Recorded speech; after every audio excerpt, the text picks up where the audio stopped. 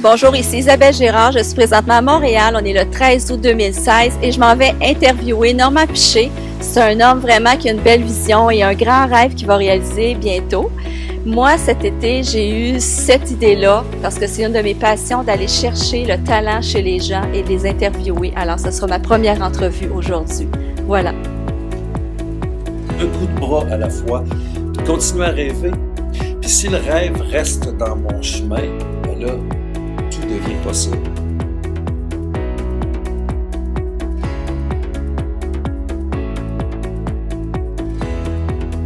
Alors, je me trouve présentement à Montréal en compagnie de Normand Piché. Bonjour Normand Piché. Salut Isabelle. Ça va bien? Ça va très bien, toi Oui. aussi?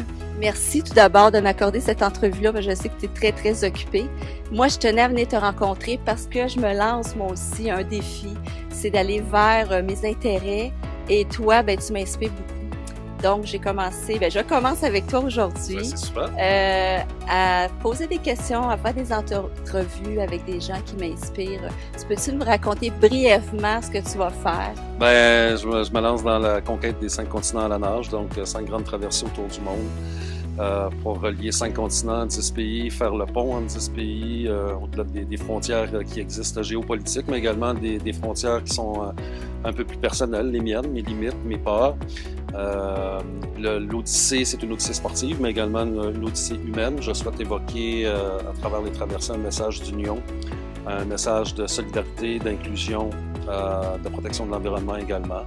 Alors j'espère que de mon rêve égocentrique qui est parti de ma petite personne puis qui est rendu un rêve plus collectif, ben j'espère que ça va faire son chemin, que la vague va se continuer et qu'on va pouvoir inspirer à notre tour, moi et l'équipe, des gens à se lancer à la conquête de leurs rêves. Alors, c'est pour inspirer dans le fond. Mais toi, quand tu as commencé, quand tu as eu cette idée-là, Ouais. pensais-tu que ça prendrait cette ampleur-là? J'avais quand même une bonne idée de la portée que ça pouvait avoir. C'est sûr que entre la vision et la réalité, c'est deux mondes. Comme je te disais, ça a commencé par moi, mais à partir du moment où il y a une équipe qui s'est installée dans le projet, qu'il y a des gens qui se sont greffés à l'idée, au rêve, ben ça devient un rêve collectif. Donc, plus il y a de monde, plus la vision se transforme pour le meilleur. C'est toujours d'aller dans la direction de la meilleure idée. Et oui, ça prend des dimensions assez spectaculaires que je ne m'imaginais pas au début. Il y a tout le temps des belles surprises, autant positives que des fois moins positives, mais qui permettent de réajuster. Le défi est grand. C'est pas juste de nager. Le défi, c'est toute la logistique que ça l'entraîne. Un travail, pas un travail, mais une expédition comme celle-là, partir à 5 personnes, faire une façon symbolique le tour du monde. Il y a des milliers d'affaires auxquelles il faut penser. C'est pas des centaines, c'est des milliers et ce n'est pas une joke. Là. C'est fou. Ça fait 1 an et demi qu'on travaille à la préparation. Donc, puis on va partir et on ne sera pas prête. C'est ça la folie aussi. Okay. Il y a des choses qui restent mystères. Puis j'avais envie de laisser cette place-là aussi à la spontanéité du projet parce que je vois l'expédition un peu comme une nage. Hein. Quand je nage dans des vagues, ben, c'est de composer avec l'eau, c'est de composer avec le mouvement, puis ça se passe dans le moment présent. C'est pas, on peut pas deviner ce qui nous attend, ce qui m'attend d'un coup de bras à l'autre. Fait que l'expédition, j'avais envie de donner ce sens-là aussi, d'avoir une certaine structure, puis d'avoir également une place à la spontanéité, aux surprises, aux éventualités qui peuvent être moins positifs, dans le sens que, par exemple, ce qui se passe en Turquie en ce moment, ben ça nous a amené à faire des ajustements. Donc, je ne ferai pas le Bosphore. On serait en ligne vers la Grèce pour faire de la Grèce à la Turquie. Turquie plus campagnarde qu'Istanbul. Donc, des surprises, il y en a tous les jours. Okay. Puis, tu disais que c'était un défi qui était personnel. Dans le fond, c'était pour relever, je sais pas moi, dépasser des peurs ou... Comment t'es venue l'idée exactement? Ben, ça revient des Olympiques, hein, ça revient d'avoir été en relation avec des athlètes de niveau olympique, des gens qui pour moi, ont atteint leur plein potentiel. Quand l'athlète se retrouve sur un podium, ben souvent, c'est le rêve d'une vie. Donc, j'étais là, en fait, pour voir justement comment ils ont fait entre le rêve et la réalité. Ça m'a inspiré dans l'énergie olympique, ça m'a inspiré à vivre mon propre rêve. Au lieu de raconter l'histoire d'athlète, ben, de vivre mon propre processus, puis de pouvoir raconter mon histoire par la suite, via des conférences, via un livre, différents médiums. Mais ça, oui, une envie de toucher mon plein potentiel, de me dépasser, de faire face à mes peurs, à mes craintes, puis surtout de donner un sens à ma vie, un sens magique, puis à la vie en général aussi, parce que ça devient beaucoup plus gros que moi. Donc, C'est ça. Parce que je trouve que dans la vie, souvent, on va suivre des sentiers déjà tout tracés, des sentiers battus. Puis toi, tu sors vraiment des sentiers battus. Fait que Mm. c'est une inspiration pour les gens. Qu'est-ce que tu aurais à dire aux gens qui ont un rêve, même s'il est petit, mais pour passer à l'action, là, pour qu'il devienne réalité, comment ils peuvent Ouais. faire? Ben, je pense que ça prend juste une première solution. OK. Moi, ma thématique là-dedans, c'est premièrement de trouver son rêve, de trouver la première solution pour s'engager dans le chemin de son rêve. Une fois que la première, j'aime bien dire, moi j'ai décidé de donner le premier coup de bras. Fait qu'une fois que le premier coup de bras est donné, bien inévitablement, il y en a un autre qui arrive, donc la solution se présente. À partir de la première solution, moi j'ai passé à l'action, puis là, ben, il y a des résultats qui se font sentir, OK. que je ne connais pas. C'est ça. Je vois le processus au quotidien, il y a des résultats au quotidien qui sont là. Le résultat ultime, c'est pas tellement important pour moi. Le processus a une importance capitale. D'ailleurs, de partir là, dans un petit peu plus que 10 jours, je me sens très nostalgique, très fébrile, parce que il y a une partie de moi qui a le goût de partir, puis il y en a un autre non. Non, parce que je me retrouve face avec le début de la fin pour moi. Puis la fin de l'expédition, mais la fin également de 2 ans de préparation, d'un processus qui m'a fait énormément grandir en tant qu'être humain. Euh, puis là, ben, je vois que ça s'en va. Mm.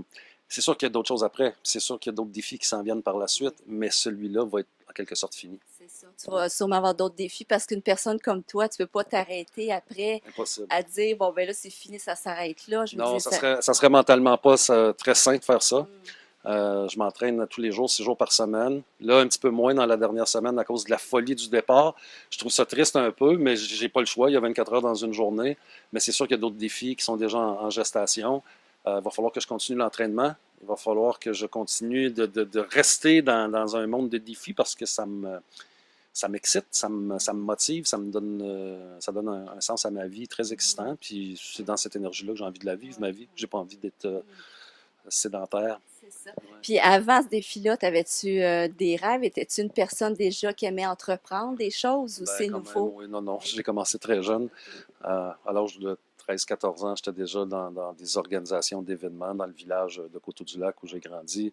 Je me suis retrouvé président d'un club jeunesse. Puis il y a eu plein de projets à partir de là qui se sont enfilés les uns après les autres. J'ai été 13 ans, même un peu plus dans le domaine du show business, en musique plus particulièrement, dans la gérance, la production.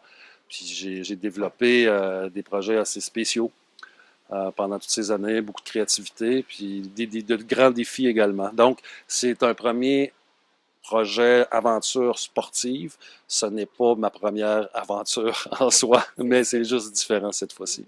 Ouais. Puis qu'est-ce que tu dirais aux gens, admettons, qui ont pas de rêve? Parce que moi, j'en rencontre des fois, ils me disent, moi, j'en ai pas de rêve. Qu'est-ce que... Ben, je lui dirais de prendre un petit moment pour faire un petit peu d'introspection parce que je pense qu'on est tous et chacun nourris par une flamme intérieure qui est là, que je la relie à nos passions. Je pense qu'il n'y a pas personne sur Terre qui n'a pas une passion. Ça peut être caché bien loin, là. Je pense que on est éduqué, on embarque dans des moules, on développe des croyances qui ne sont pas nécessairement toujours en accord avec nous-mêmes, mais on peut embarquer dans des systèmes.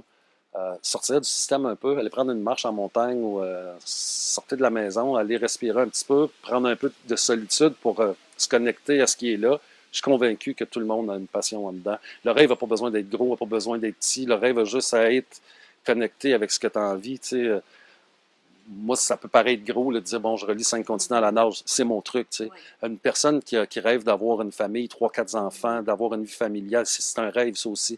La personne qui décide de s'ouvrir un café au coin de la rue puis d'accueillir des gens avec le sourire tous les jours, c'en est un autre rêve.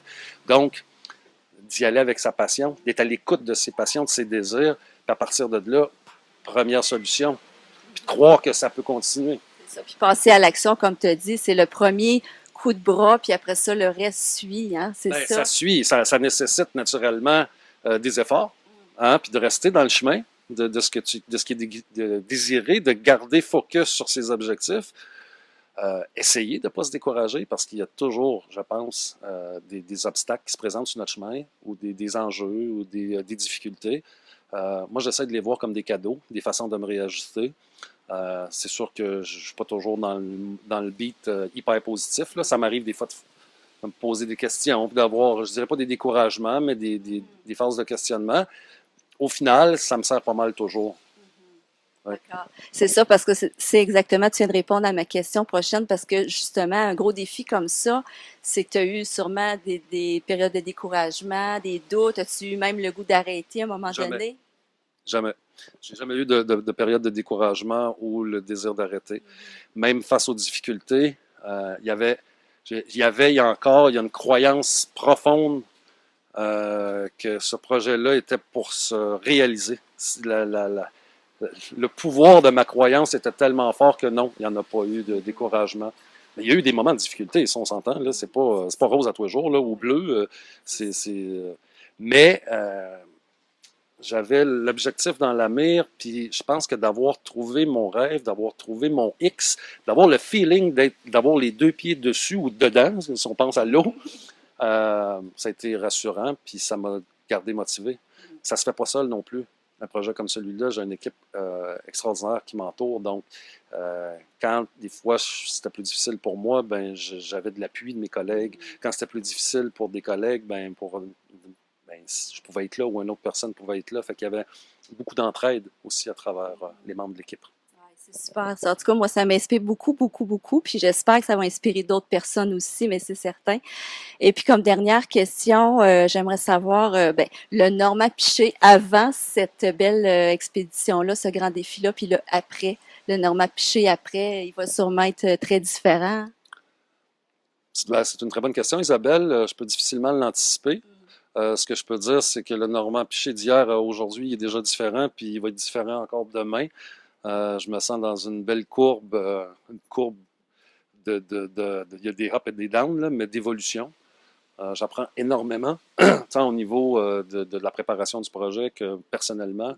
Alors, il y a de grands apprentissages. C'est sûr qu'après avoir vécu 2 mois et demi, presque 3 mois, en expédition, d'une façon très proche avec 4 autres personnes, à travers les cultures aussi qu'on va rencontrer, les peuples, les obstacles qu'on va rencontrer, ben, ça va faire de nous tous des gens plus, je pense, forts, plus grands et de meilleurs hommes et femmes.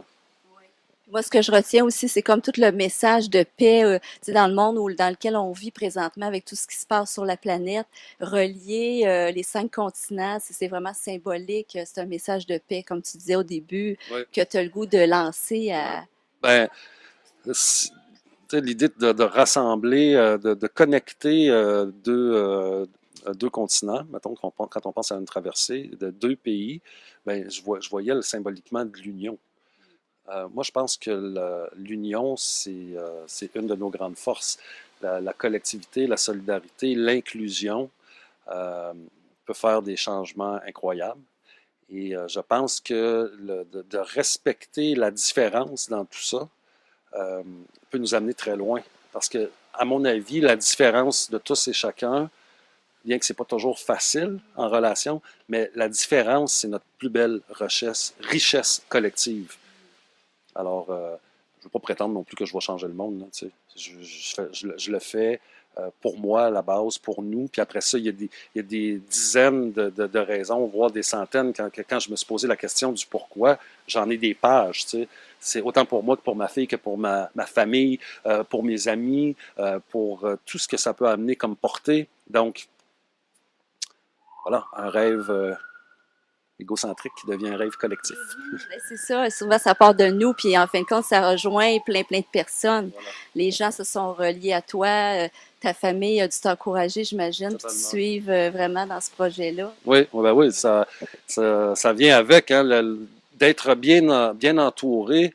Je pense que c'est une clé hein, pour s'embarquer dans un projet comme celui-là, parce que seul, je peux bien nager, là, mais je ne peux pas faire ça toute seule. Alors, l'importance de l'équipe, l'importance de l'union, ben, sans tout le monde alentour de moi, ça n'existe pas. Alors, je me sens très privilégié. Je reçois beaucoup des gens. C'est pour ça aussi que dans mon désir d'expédition, c'était également de partager les apprentissages le plus possible, puis de le faire aussi auprès des jeunes qui ont le futur entre leurs mains. Puis, 80 jours d'expédition, c'est 80 conférences que j'offre gratuitement au retour pour les écoles secondaires, pour les centres jeunesse, pour des jeunes qui ont des problèmes de décrochage, de toxicomanie, peu importe, les gens qui vont bien vouloir nous recevoir, ou enfin, je pourrais aller raconter l'histoire, pas leur dire quoi faire, raconter l'histoire aux jeunes, ben ça, c'est ma façon à moi, maintenant, de donner aux suivants d'une certaine façon. C'est une belle mission de vie, en tout cas, que tu as, hein? Oui, C'est wow! Oui, vraiment! Ben, félicitations, puis bravo, puis moi, je t'encourage à continuer comme ça, à inspirer les gens, puis je te félicite et je te remercie grandement pour cette entrevue-là que j'ai adorée. Puis moi, tu m'as permis, par le fait même, de moi aussi partir dans un de mes rêves, qui est d'interviewer des gens, puis de rassembler, puis d'aller chercher en dedans de la personne ce qu'elle a, puis ce qui l'anime. C'est ça, moi, qui me fait bonne vraiment... chance à mon tour. C'est bien parti? Oui, j'espère. Merci, ça a improvisé un peu, mais ça devrait aller. C'est parfait. On se disait qu'on aimait ça avant, la spontanéité, alors on l'a trouvé là. Oui, exact. Merci Isabelle. Normand. J'aimerais ça, juste en terminant, peut-être te redonner un petit moment d'entrevue à ton retour. J'aimerais ça voir la suite. Super. OK, merci beaucoup. Merci. Alors, pour suivre Normand Piché, rendez-vous sur o5swim.ca. Merci.